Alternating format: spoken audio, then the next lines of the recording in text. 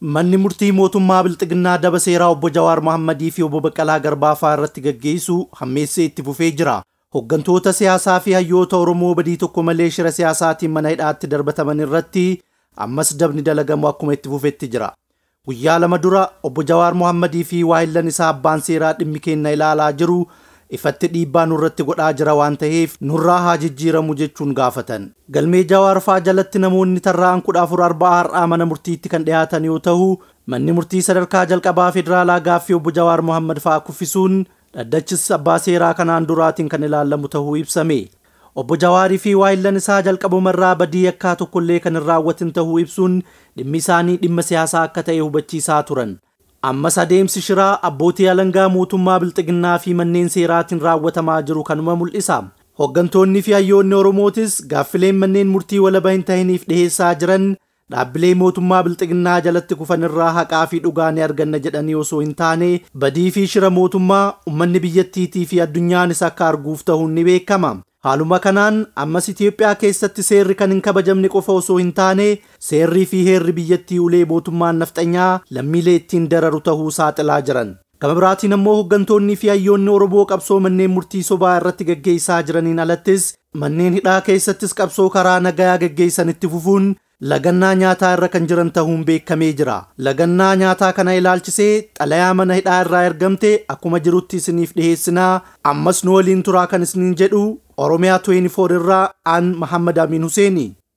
Xalayaa mana hidhaa irraa ergamte Jawaar Mohammad, Baqqalaa Garbaa, eegdota Jawaarii fi hidhamtoonni siyaasaa biroon manneen hidhaa garaagaraa magaalaa Finfinnee keessatti argaman lagannaa nyaataa irratti argamu.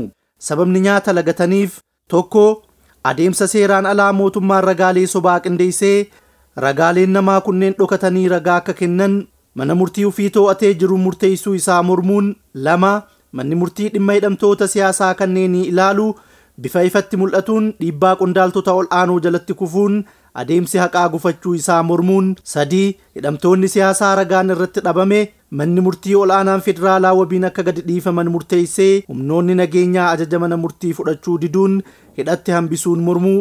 Afur hidhamtoota siyaasaa mirgi wabii isaanii akka eeggamu manni murtii murteesse bakka jiranii bakka birootti dabarsanii hidhuun akka waan haaraa hidhamanii fakkeessuun mirga isaanii sarbuuf yaalii mootummaan godhaa jiru mormuun. Shan hidhamtoonni siyaasaa manni murtii mirga wabii isaanii akka eeggamu murteesse mootummaan fudhachuu diduun humnoota tikaa bobbaasee bakka itti hidhamanii butee doorsisaawwan garaagaraa erga irratti taasisee booddees mana hidhaatti deebisuu isaa mormuun.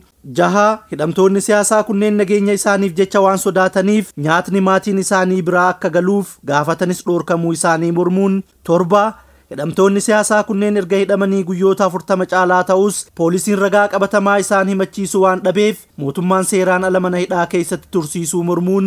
8 hidhamuun hidhamtoota siyaasaa kanneenii fedhii siyaasaa paartii biyya bulchaa jiru ta'uu isaatiin aangoo siyaasaa isaa karaa seeraan alaa dheereffachuuf yaalii taasisu ta'uu isaatiin nuti hidhamtoonni siyaasaa dhiibbaawwan armaan olitti eeraman mootummaadhaan nurra ga'aa jiru mormuun lagannaa nyaataa taasisaa jirra.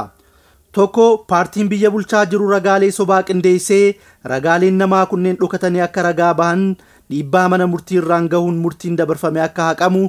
Lama paartiin biyya bulchaa jiru walabummaa manneen murtii cabsuun dhiibbaa manneen murtii irraan gahu akka dhaabbatu. Sadii hidhamtoota siyaasaa manni murtii mirgi wabii isaanii eeggamee akka bahan murteesse saffisaan akka gadi dhiisu. Afur doorsisni humnootni tikaa yookaan dahanninnatiin hidhamtoota siyaasaa irraan gahu akka dhaabbatu. Shan hidhamtoonni siyaasaa nageenya isaaniitiif waan sodaataniif hanga gadi dhiifamanitti maatiin nyaata akka dhiheessaniif akka hayyamamuuf.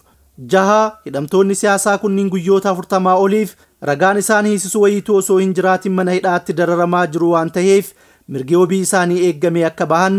Torba walumaa galatti hidhamtoonni siyaasaa kunneen fedhii aangoo dheereffannaa paartii biyya bulchuutiin kan hidhaman waan ta'eef saffisaan akka hiikaman cimsinee gaafanna. Hidhamtoonni siyaasaa lagannaa nyaataa gochaa jirru tokko Jawaar Mohammad, 2 Baqqalaa Garbaa, 3 Hamzaa Huseen, 4 Mallasa Dirribsaa, 5 Shamsaddiin Xaahaa, 6 Geetuu Tarrafaa, 7 Hasan Jimaa, 8 Bashiir Huseen, 9 Daawit Abdataa, 10 Taamiraat Huseen, 11 Boggaalaa Dirribsaa, 12 Ciibsaa Abdul Kariim, 13 Kennee Duumessaa, 14 Sabbii Qaaqaaqoo, 15 Yaalamoo Warqaa Saffaa, 16 Fayyisaa Buusaa, 17 Yaasin Jumaa 18 Boonaa Tibbilee 19 Mahammad Jimaa 20 Habib Saafawoo 21 Dastaa Shukrii 22 Guyyoo Waariyoo 23 Mahammad Siraaj 24 Jaamboo Huseenii fi hidhamtoota dabalataa jumlaan hidhamneedha. Kabajamtoota hordoftoota Oromiyaa 24 odeeffannoo fi qophiilee haala yeroo Oromiyaa fi Itiyoophiyaa keessatti raawwataman irratti xiyyeeffachuun dhiyeessinu akka isin dhaqqabu YouTube Oromiyaa 24 subscribe godhuu hin irraanfatinaa. Akkasumas odeeffannoo kenna hiriyoota keessaniif qoodaa. YouTubein alattis gama Facebookii fi Telegiraamaatiinis nu hordofaa isiniin jenna.